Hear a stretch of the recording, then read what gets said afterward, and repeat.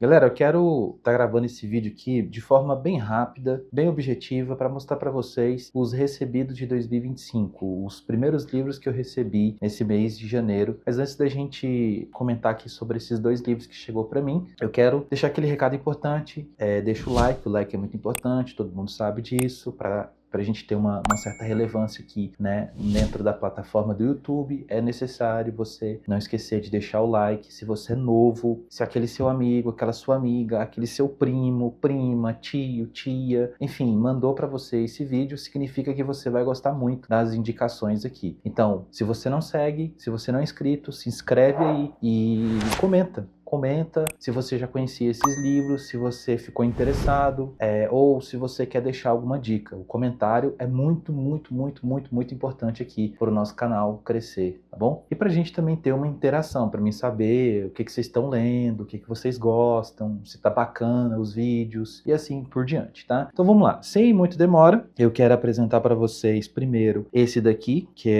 eu vi assim um resumo, né, a sinopse, não li nada, não cheguei nem ler assim o primeiro capítulo, nem nada. Eu sempre gosto de dar uma lida no primeiro capítulo, mas basicamente o resumo do livro me chamou muita atenção. Eu descobri sem querer esse livro, né, dando uma garimpada lá agora dá pra ver, dando uma garimpada, né, na Amazon, eu acabei descobrindo esse livro, e eu vou colocar aqui, se alguém quiser ler o resuminho, dá uma pausa aí, deixa eu virar aqui pra ver se não dá aí. Assim, eu acho que é complicado. Essa luz minha aqui, ela dá muito reflexo, mas eu acho que aqui dá. Aí, assim, ó. Então, basicamente, nós temos aqui Mickey 7, de um escritor de ficção científica, o Edward Ashton. Esse livro ele foi traduzido pela Aline Storto Pereira, e aí agora a editora Planeta, ela tá colocando assim nos livros, isso aqui para mim é novidade, Planeta Minotauro. Eu acho que essa editora, se eu não estiver enganado, é uma editora portuguesa. Eu posso estar enganado, mas eu tenho a leve impressão de que é uma editora portuguesa. Vamos lá, eu mostrei o livro, não falei nada sobre... Basicamente, a obra ela fala sobre exploração espacial num futuro talvez muito distante da nossa realidade, que fala sobre essa questão das expectativas da exploração espacial. Talvez o autor ele fala sobre esse futuro da exploração espacial da humanidade e tudo mais. E ele fala,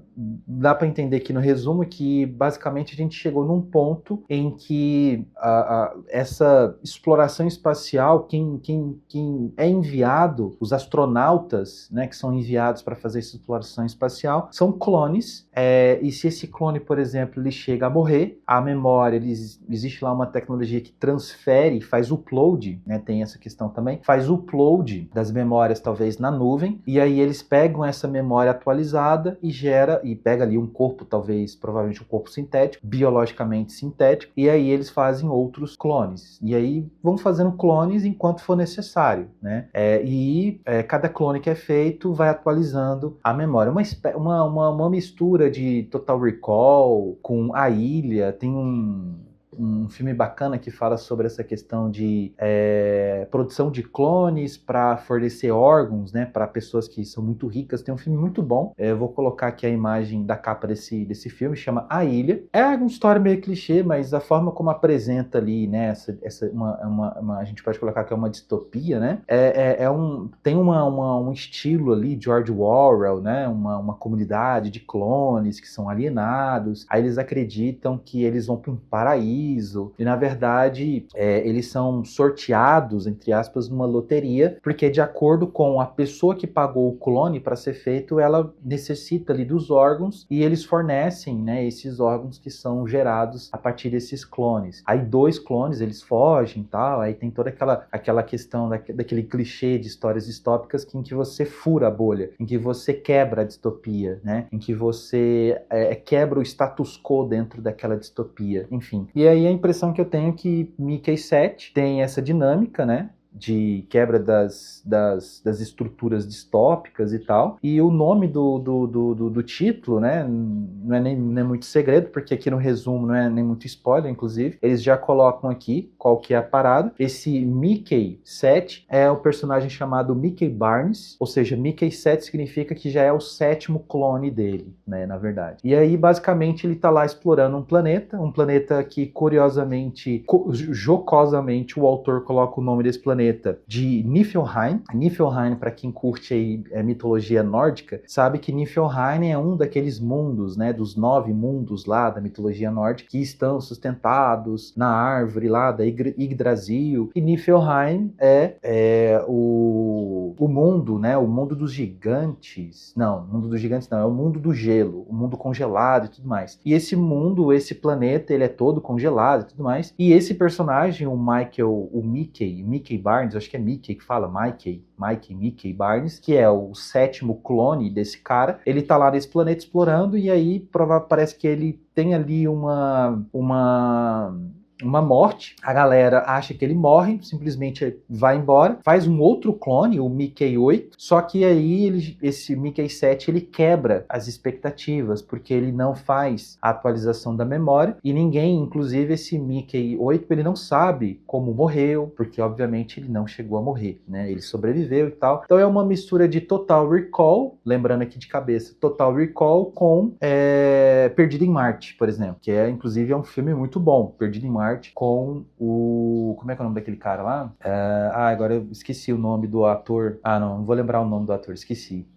Gente, é o cara lá que fazia Identidade Born, esqueci o nome dele. Enfim, eu tentei começar a ler o livro do Perdido em Marte, o livro é mal traduzido pra caramba, não gostei muito da tradução do livro. Talvez no original seja interessante, né? Mas a tradução pro português eu não gostei muito. E aí eu prefiro mais o filme. O filme é bem bacana, bem inteligente, né, na verdade. Próximo livro, o meu queridinho, né, que mora no meu coração, que ele inclusive, ele tá aqui como se fosse uma espécie de observador aqui, ó, perto aqui do Joaquim.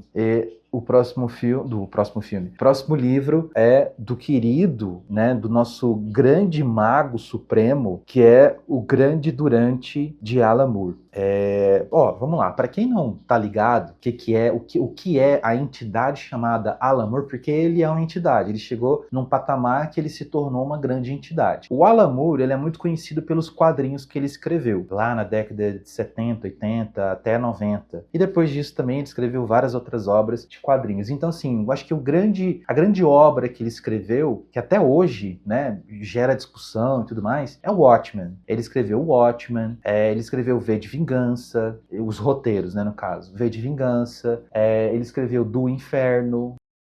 E basicamente o Grande Durante, ele fala assim, que é uma coisa que ele já abordou em uma outra história dele, um quadrinho, que é basicamente assim, um rapaz, um personagem chamado Dennis Knuckleyard, eu acho que é assim que se pronuncia, Dennis Knuckleyard, ou Knuckleyard, ele descobre um livro que não deveria existir na nossa realidade, na realidade dele, né? Não deveria existir. E basicamente esse livro leva ele para uma outra Londres, como se fosse assim, você tem uma Londres aqui, né, na superfície, e como se fosse um efeito de espelho, embaixo dessa outra Londres, você tem essa Londres alternativa. E é tão interessante que aqui ele coloca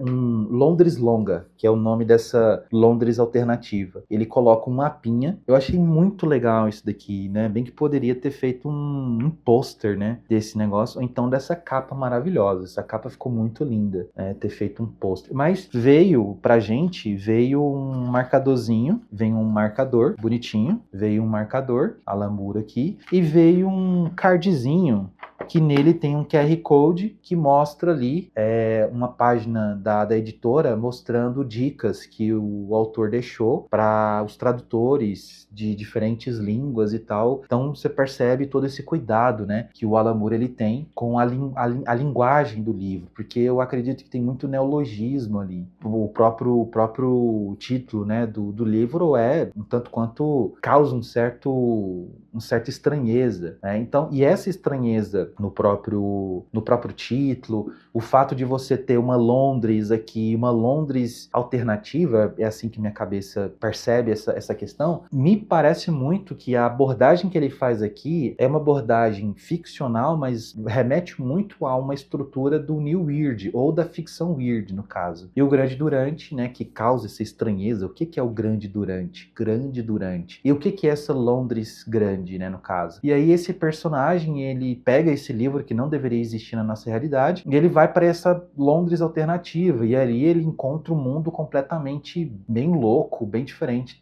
do que ele está acostumado a ver. Então, é até aí onde que eu sei, basicamente, né? Na parte onde que eu tô, esse personagem, o Dennis, ele foi enviado pela dona da livraria que ele trabalha, tipo um sebo, para ele comprar os livros de um cara que morreu, um cara que no final da vida dele ele acabou se tornando nazista, ou nazista não, fascista, mas os livros ficaram, e parte dos livros que ele tem são livros voltados para o ocultismo. Então, o Alan Moore, ele brinca muito, né, com esse conhecimento que ele tem do ocultismo. Inclusive, o livro que ele tá atrás, a lista, né, que é a dona lá do sebo que o Dennis trabalha, a lista que ela entrega para ele, dentro lá dos nomes está lá o nome do Arthur Machen, alguma coisa assim. E o Arthur Machen, ele é o autor, pelo menos aqui no Brasil, que eu tenho conhecimento, é uma obra que ficou muito famosa aqui no Brasil, que chama muita atenção, inclusive, que eu quero adquirir, inclusive, o Grande Deus Pan, que é uma obra considerada prepulsora, né? Uma obra que vai ser, assim, o início do horror cósmico, que inclusive vai inspirar Alan Moore e provavelmente outros autores a desenvolver essa ficção que a gente chama de horror cósmico. Então você tem tudo isso dentro dessa obra aqui, né, que eu estou, né, no momento fazendo a leitura, e com certeza quero trazer aqui para vocês uma resenha sobre essa obra. O que me lembrou lendo isso daqui? Me lembrou muito, porque o Dennis, ele trabalha num sebo e ele tá indo atrás de uns livros raros, tudo indica que são livros raros. Ele vai comprar esses livros ali com uma pechincha, e são livros ali voltados para o ocultismo. Tem alguns livros, inclusive esse Arthur Machen, ele era conhecido por, ele se declarava, né? Ele se declarava que fazia parte de alguns grupos ali de ocultismo. Ele fazia, eu posso estar enganado, que eu li ali a biografia do autor, e eu não conhecia esse autor, inclusive, mas conhecia essa obra dele, O Grande Deus Pan, né? Não tinha visto, não sabia me remeter que era esse mesmo autor. E o Arthur Machen, dizendo ele se dizia publicamente que fazia parte da ordem, a ordem Aurora do Templo, não vou lembrar o nome da ordem, deixa eu pesquisar aqui. Ele se declarava que ele fazia parte da OTO. A OTO, juntamente com a Golden Dawn, eram dois grupos de iniciação ocultista dentro ali da magia do caos.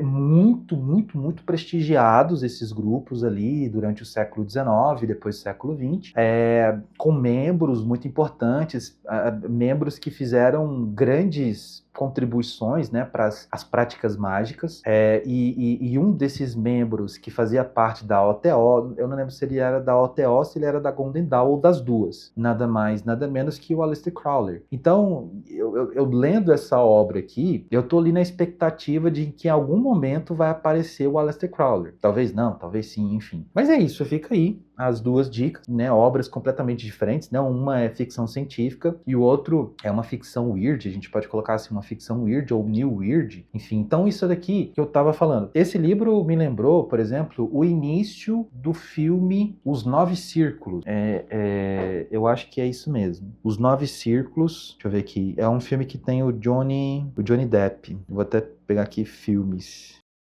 Aqui, ó, O Último Portal, um filme de 99. É um filme bem desconhecido, inclusive.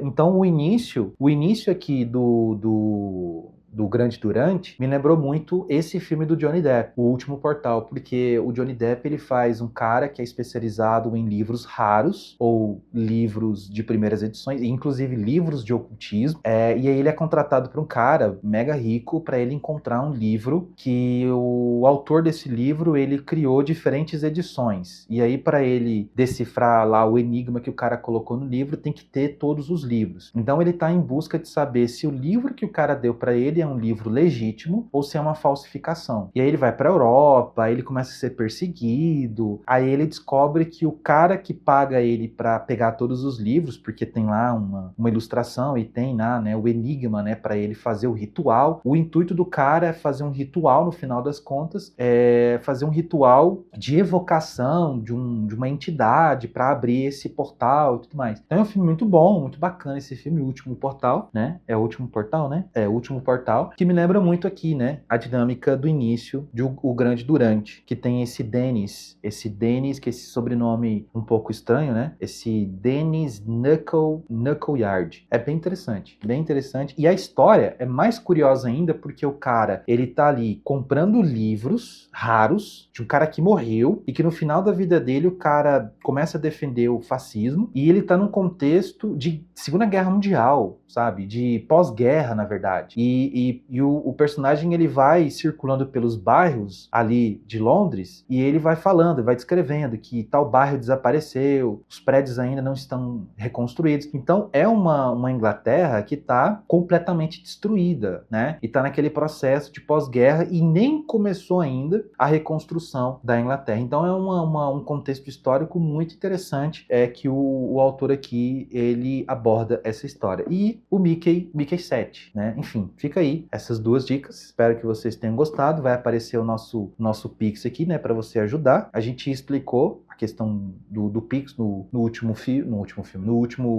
vídeo. Esse Pix você, né, escaneia, vai aparecer uma página do LivePix que você pode deixar uma mensagem pra gente, a gente lê com carinho, tá? A gente divulga o nome dos apoiadores aqui. Esse Pix é o seguinte, esse dinheiro a gente vai deixar ele reservado pra gente ajudar aqui a manter o nosso canal, pagar as assinaturas que a gente utiliza de algumas plataformas, a assinatura que a gente faz do Adobe para a gente manter com os programas para edição de imagem, edição de vídeo, o que mais? Algum livro que a gente tiver interessado, que é lançamento, que geralmente a gente sabe que está bem caro, né? Os livros atualmente, a gente compra um livro lançamento, uma HQ, enfim, é isso, para ajudar aqui a manter o nosso canal até a gente conseguir a monetização do nosso canal. Até então, o nosso canal ele não é monetizado. Então a gente fica por aqui, já falei demais. Obrigado demais por terem assistido, tá? Deixa o like se você gostou, se inscreve se você não é inscrito, marca o sininho, compartilha, comenta. É nóis. Vai aparecer mais 2 vídeos, assiste aí e valeu. Até o próximo vídeo e tchau!